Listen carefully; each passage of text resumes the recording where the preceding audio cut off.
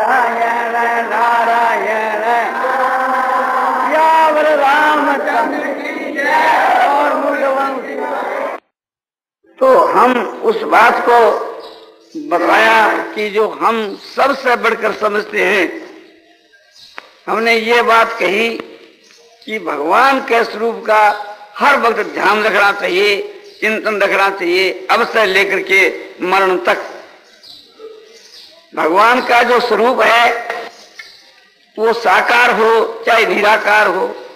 निराकार रूप से तो भगवान सब जगह के बीच के मां परिपूर्ण है ही, व्यापक है ही, सच्चिदान घन रूप से सब जगह के मां वे व्यापक है ही।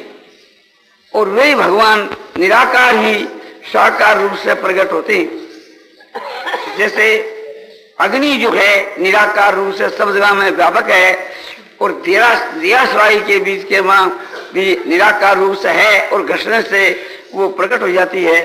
सब जगह के मां समान भाव से व्यापक है और वे प्रेम से प्रकट होते हैं। घन रूप से सब जगह के बीच के मां सदाई से परिपूर्ण है। श्री विष्णु या श्री शिव जो है उसको अनुभव करना चाहिए, देखना चाहिए। और साकार और निराकार एक ही चीज है। इस सिद्धांत को समझ करके भगवान को कभी नहीं भूलना चाहिए। अपनी समझ के अनुसार, अपनी मान्यता के अनुसार, अपनी श्रद्धा के अनुसार, अपनी रुचि के अनुसार माने उस परमात्मा के स्वरूप को हर वक्त याद रखना चाहिए, एक क्षण भी नहीं भूलना चाहिए। ये खास बात बताई गई।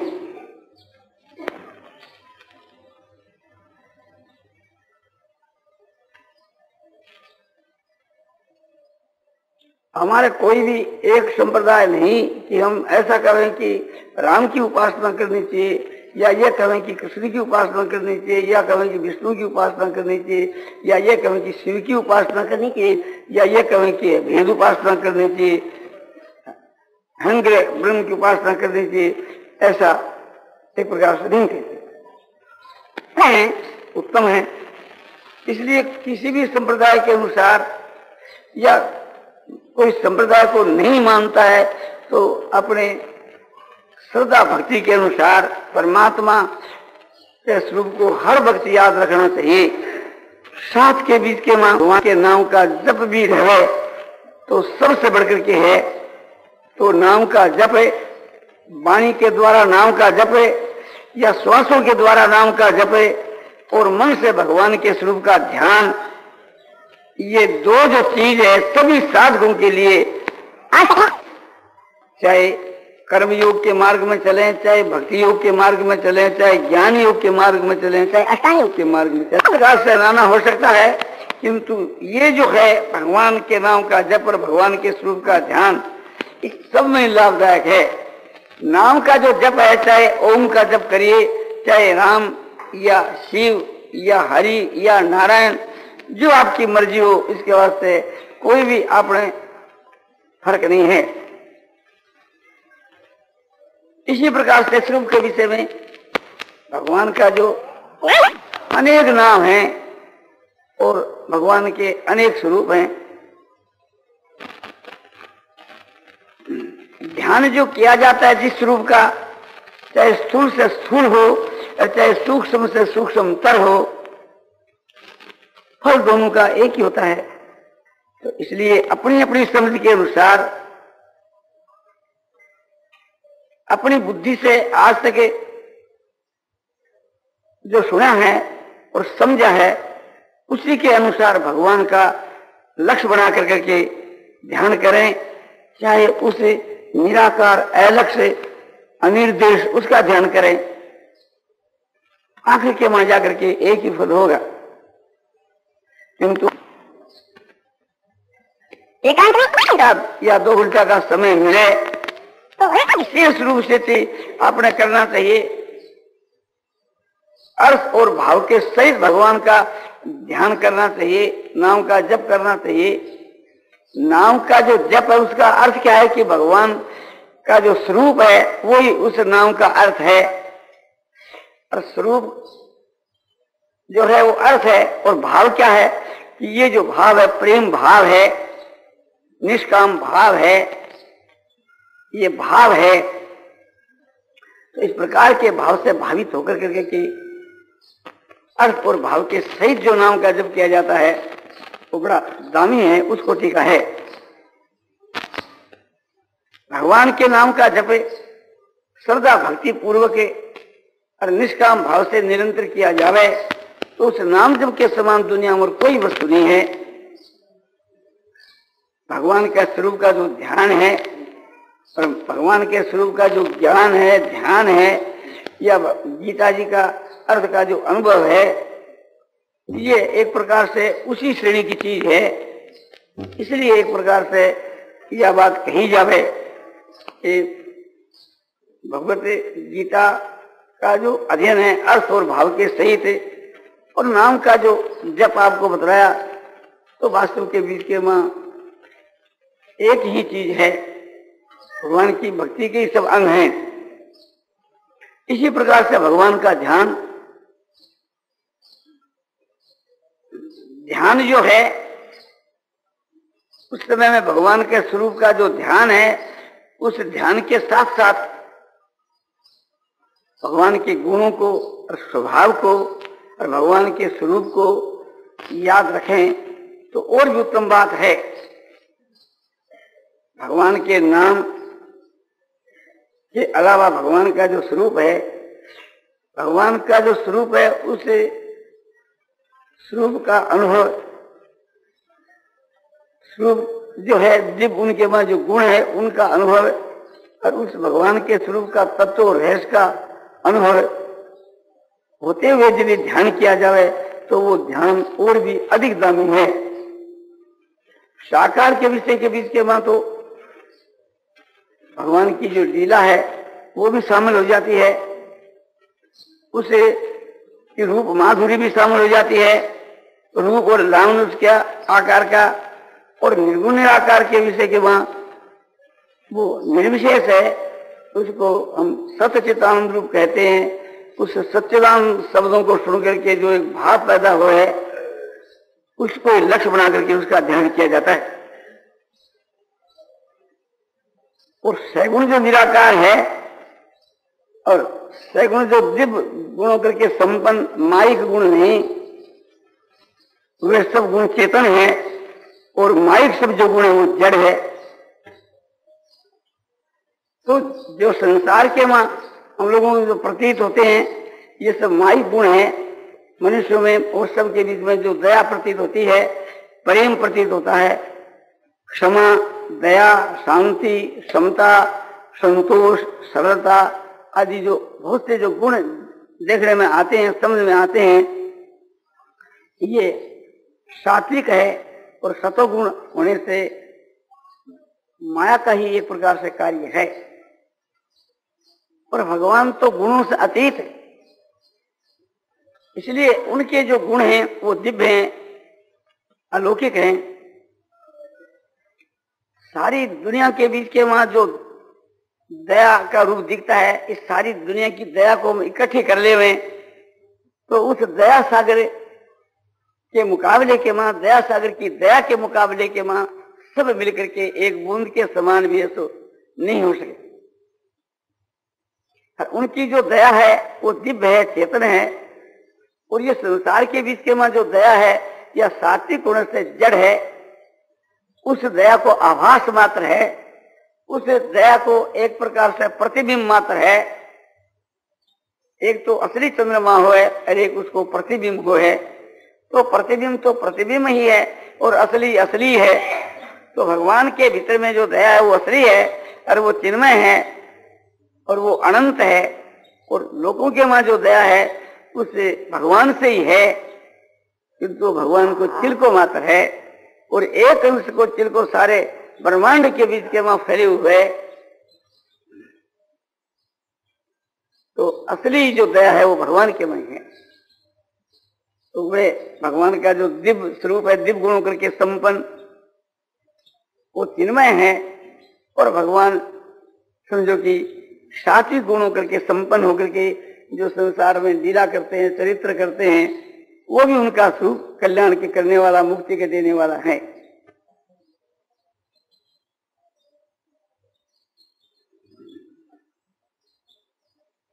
तो सबसे बढ़कर के भक्ति के मार्ग के बीच के वहां सबसे बढ़कर जो चीज है वो भगवत प्रेम है। उस भगवत प्रेम को हम भगवान से भी बढ़कर के कह देवें तो इसमें भगवान की निंदा नहीं है, बल्कि भगवान की स्तुति है। भगवान से बढ़कर के हम भगवान के प्रेम को कहें। हम ये भी कह दें कि प्रभु हम आपका प्रेम चाहते हैं और प्रेम का आदर हम भगवान से भी अधिक करें, प्रेमी से भी हम प्रेम का अधिक आदर करें। जो हमारे प्रेमी भगवान या हमारे प्रेमास्पद भगवान, उससे भी बढ़कर के हम प्रेम का आदर करें। बल्कि यहां तक कह दें कि प्रभु हमको तो आपका अनंत प्रेम चाहिए, परम प्रेम चाहिए और कुछ नहीं चाहिए। भगवान के दर्शनों के लिए भी हम प्रार्थना नहीं करें तो इससे भगवान नाराज नहीं होते। इसमें एक रहस्य है कि हम समझते हैं कि हमारे में तो बहुत मामूली प्रेम है और भगवान एक प्रेम के सागर हैं। जो प्रेमी होता है वो बिना मिले रह नहीं सकता। तो अपने में जो प्रेम है, जो थोड़ा जो अपने में प्रेम है, हम तो रह भी सकते हैं, किंतु भगवान में जो अपार प्रेम है वह कैसे रहेंगे। जब इस बात का अनुभव हो जावे तो भगवान को बुलाने की भी जरूरत नहीं पड़ती।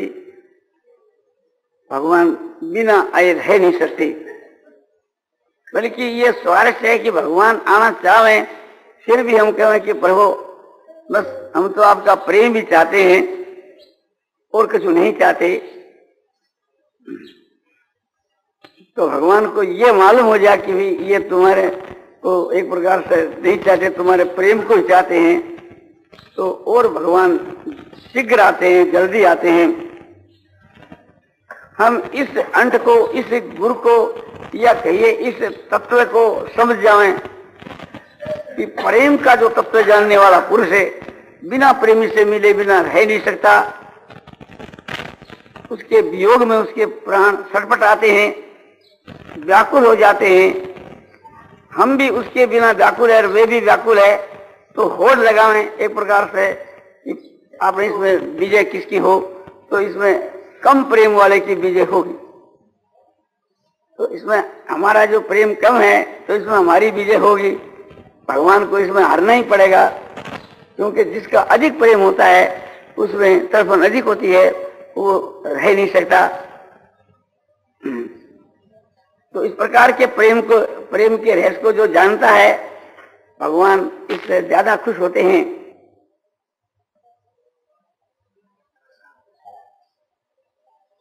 एक लौकिक बात है, एक अपनी धर्मपत्नी है और उसका समझो कि एक सदाचारी पति है और दोनों का संसारिक प्रेम भी है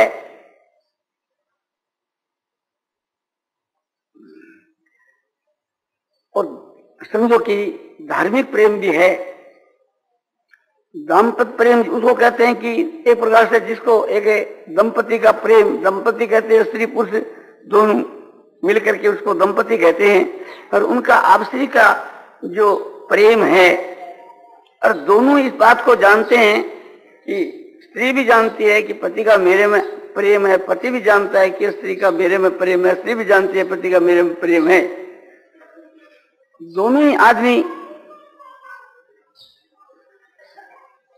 संसारिक प्रेम रखते हैं,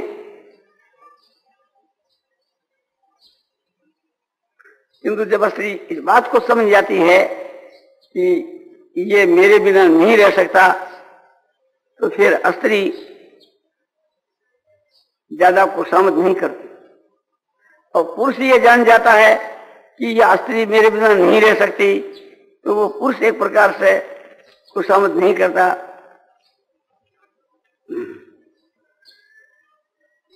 तो एक दूसरे को एक प्रकार से मौन रह करके और उपेक्षा कर करके एक दूसरे को हरा देता है। उन दोनों के बीच के वहां उसकी विजय हो जाती है। जो इस रहस्य को समझ जाता है, ये तो लौकिक प्रेम की बात है। इसी प्रकार से पारमार्थिक जो भगवत विषय का जो प्रेम है, उस प्रेम के विषय में हम ऐसा समझ जाएंगे कि भगवान एक समझो कि प्रेम के सागर हैं, प्रेम के पुंज हैं, और वे एक प्रकार से थी हमारे बिना नहीं रह सकेंगे, तो फिर हमको बुलाने की आवश्यकता नहीं पड़ेगी। हमको एक प्रकार से ये समझ जाना चाहिए, इसका रहस्य समझ जाना चाहिए कि भगवान जितना प्रेम का मूल्य चुकाते हैं, ऐसा कोई भी दुनिया में नहीं चुकाता। ऐसा पुरुष एक भगवान ही है। भगवान इस बात को तो जानते ही हैं कि हमारा प्रेम है, क्योंकि वे सर्वज्ञ हैं, सर्वांतर्यामी हैं। फिर एक प्रकार से यदि प्रेमी है तो उसको बुलाने की क्या जरूरत है, और उसको जनाने की क्या जरूरत है अंतर्यामी को। भगवान अंतर्यामी है, अंतर की जानने वाले हैं। हमारे प्रेम के रहस्य को, तत्व को वे अच्छी तरह से जानते हैं।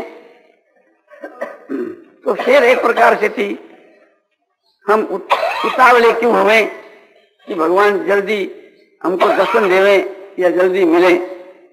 हमको जो मिलने की गर्ज है उससे ज्यादा उनको गर्ज होनी चाहिए। तो ऐसी परिस्थिति के बीच के वहां अपने चुप साध करके रहें, तो भी उनको बाध्य होकर के आना होगा कि यदि हमारे हृदय में प्रेम होगा। और प्रेम नहीं है या कम है, तो ऐसी परिस्थिति के बीच के वहां हम प्रार्थना कर सकते हैं, विनय कर सकते हैं, उसकी खुशामद कर सकते हैं कि आप दयालु हो, पतित पावन हो। मैं पतित हूँ, मैं दीन हूँ और आप दीन बंधु हो, तो आपको मेरे ऊपर दया करनी चाहिए। मुझको तरसाना नहीं चाहिए, मुझको एक प्रकार से ललचाना नहीं चाहिए।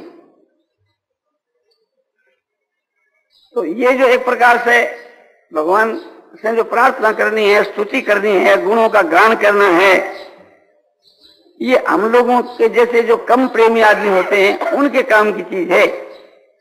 और जिनका भगवान के मां विशेष प्रेम होता है, वे भगवान की खुशामद नहीं करते, बल्कि भगवान ही उनकी खुशामद करते हैं। आप देखिए गोपियों के प्रेम के विषय में कहीं कहीं ऐसी भगवान की लीला का वर्णन आता है कि स्वयं भगवान एक प्रकार से राधिका जी को मनाते हैं, खुशामद करते हैं, और राधिका जी रूठ जाते हैं और भगवान मनाते हैं।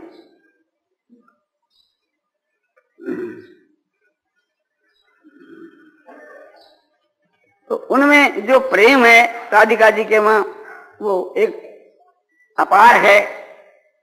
और उनका जो उद्देश्य है, उनकी जो क्रिया है, उनका जो हाव भाव कटाक्ष है, वो केवल भगवान को आह्लादित करने के लिए, अपने सुख के लिए नहीं। भगवान इस बात को जानते हैं कि इनकी सारी क्रिया तुम्हारे को आह्लादित करने के लिए है, अपने लिए नहीं। तो इसको क्या गर्ज? गर्ज तो तुम्हारे को है। कोई भी जो आदमी है, दाता को गर्ज कम होती है और ग्रहीता को अधिक होती है। तो यहां राधिका जी जो है वो तो दाता है, वो तो भगवान को आह्लाद देने वाली है। तो देने वाला जो होता है उसको गर्ज कम रहती है। हमारा भी प्रेम उनके माफक हो जावे तो हम भी भगवान से रूठ सकते हैं, और न बुलाने पर उपेक्षा करने के ऊपर भी भगवान रुक नहीं सकते। तो ये विशेष प्रेम की बात है।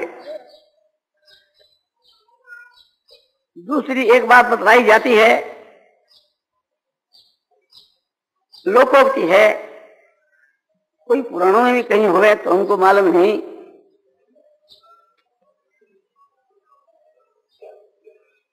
एक समय के बीच के माँ गोपियां एकांत में बैठ करके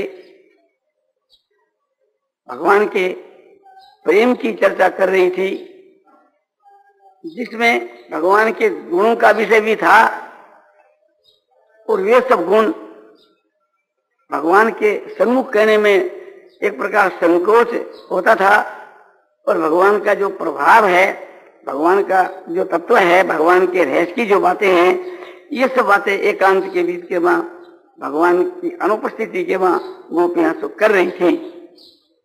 और बाहर के बीच के मां सुभद्रा देवी को बैठा दिया कि तुम यहाँ पहरेदार होकर के रहो, भगवान आवे तो आने मत दो, क्योंकि भगवान के आने से ये बातें रुक जाएगी, उनके सन्मुख करने के वहां संकोच होगा। तो ऐसी परिस्थिति के बीच के वहां जो है भगवान को रोक दो। तो भगवान आए और भीतर जाने लगे तो रोक दिया गया कि महारानी राधिका जी का हुक्म है कि आवे तो भीतर मत आने दो। बोलो हमारे लिए भी बनाई है, बोलो आपके लिए खास करके बनाई है। तो बोलो हमारी खबर तो दो, ये आना चाहते हैं। तो बोलो जाने की मनाई है तो खबर देने की आवश्यकता है।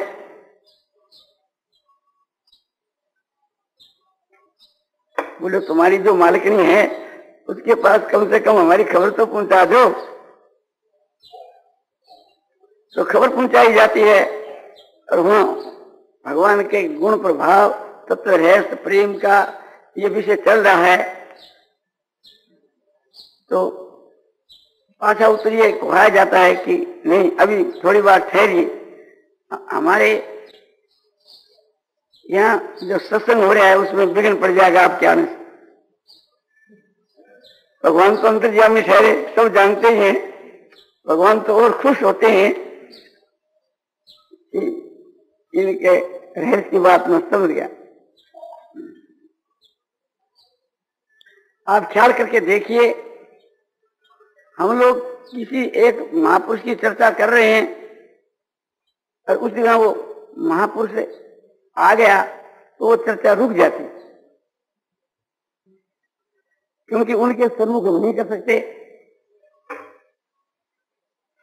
किंतु उस महापुरुष को रोकने की भी हमारी सामर्थ्य नहीं कि हम उसको रोक दें। क्यों नहीं रोक सकते हैं कि एक प्रकार से मन में थोड़ा संकोच होता है, थोड़ा भय होता है।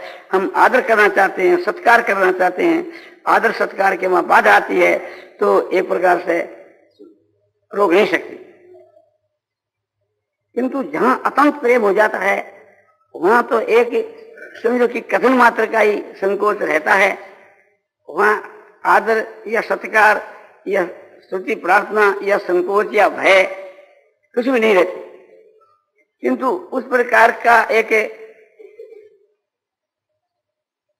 व्यवहार होता है। तो इस प्रकार से गोपियां इकट्ठी होकर के जब बात कर रही है तो वास्तव में वहां कोई संकोच या भय या एक प्रकार से कुछ भी नहीं है, किंतु व्यवहार ऐसा हो रहा है कि उनके आने से उनके सामने करने के वहां हमको रुकना पड़ेगा। तो इसलिए वे बाहर में थोड़ी बार रहे। जब एक प्रकार से समय थोड़ा बीत गया तो फिर बुलाया जाता है कि अच्छा कह दो अब आ सकते। तो भगवान जाकर के देखते हैं कि सभी प्रेम के मां मुग्ध हैं, सभी आनंद के मां मुग्ध हैं। तो उनकी वो अलौकिक जो दशा है वो भगवान के गुण प्रभाव और तत्व रहस्य की बातों के ही प्रभाव से। तो भगवान का जो प्रभाव है और गुण और स्वभाव, गुणों के अंतर्गत सभी बातें आ जाती। प्रभाव भी एक प्रकार से गुणों का एक अंग बन जाता है और स्वभाव भी। किंतु अलग अलग जिस विभाग किया जाए तो भगवान का जो स्वरूप, भगवान का जो स्वभाव, भगवान के जो गुण और भगवान का प्रभाव, ये सब चीज अलग अलग हो जाती है। इसी प्रकार से थी बहुत जगह भगवान का जो तत्व और हैस दोनों मिलकर के एक ही चीज हो जाती है, और सूक्ष्म विचार करने से वो चीज दोनों अलग अलग हो जाती है। और हैस उसको कहते हैं कि जो भगवान के विषय की छिपी हुई बात है, तब तो उसको कहते हैं कि भगवान का जो तात्विक वास्तविक जो स्वरूप है,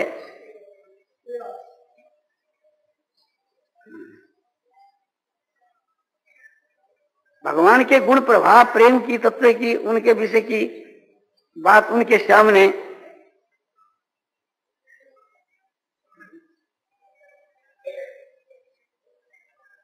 नहीं की जा सकती, तो यह एक प्रकार से थी भगवान का रहस्य हुआ। ये एक रहस्य की बात हुई कि जो भगवान के सम्मुख भगवान के गुण प्रभाव की बातें करने में संकोच होता है,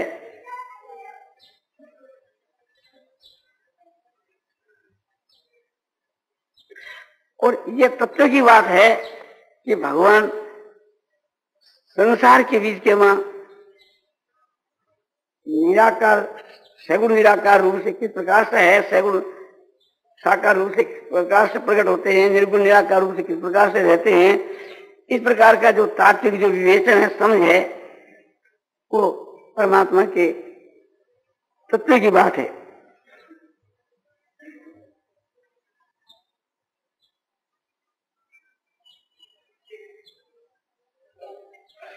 भगवान के साथ में प्रेम का जो तत्व या है समझ जाता है, वो भगवान के बिना एक क्षण भी नहीं रह सकता। उसके प्राण जो है सो सड़पटाने लगते हैं, उसके विरह की व्याकुलता के बीच के वहां उसके प्राण सो नहीं रह सकते।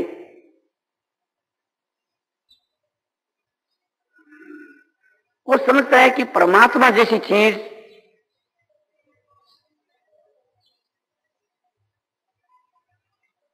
और श्रद्धा पर निर्भर करे है, और श्रद्धा अपने आप की अपने हाथ की चीज है। भगवान के वहां श्रद्धा करने से, विश्वास करने से भगवान मिले हैं और मिलते हैं, मिल सकते हैं। उसकी कमी के कारण से थी मैं उससे वंचित हूं, तो भगवान जैसी चीज से मैं वंचित रहना कैसे बर्दाश्त कर सकूं। उस भगवान का जो प्रेम है, उस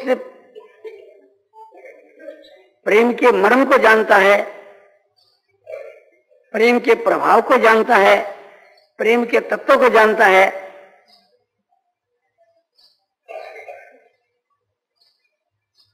वो प्रेम का तत्व क्या है?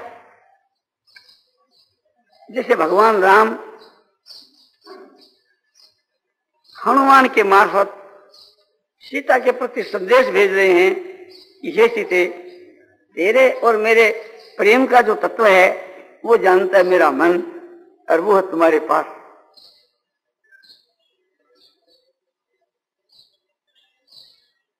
तो मन जो है ये प्रेम के तत्व को जानता है कि प्रेम क्या चीज है।